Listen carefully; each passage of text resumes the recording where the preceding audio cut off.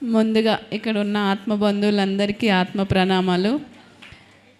First నేను అనుకున్నాను 9 రోజులా అని చెప్పేసి, ఎలా గడిచిపోయిందో తెలియదు. 9 రోజులు అయిపోయింది. ఎంతో అద్భుతంగా ఇంత గొప్ప ప్లేస్లో ఇంత గొప్పగా మనం జరుపుకోవడం చాలా అద్భుతంగా ఉంది. మనం ఇలాగా ఎన్నో ప్రోగ్రామ్స్ చేసి మనం పిఎంసిని ఇంకా ముందుకు తీసుకెళ్ళాలని కోరుకుంటున్నాను.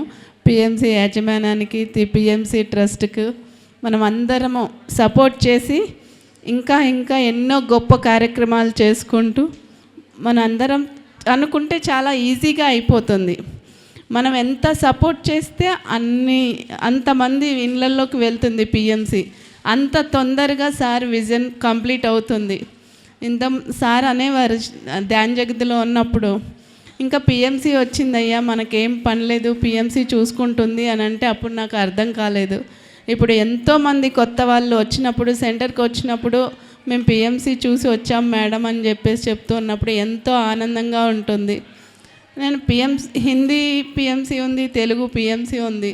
నేను అనుకునేదాన్ని, సార్ చెప్పేవారు ప్రతి ఒక్క పిరమిడ్ మాస్టర్కి హిందీ, ఇంగ్లీషు, హిందీ రావాలి అని చెప్పేసి.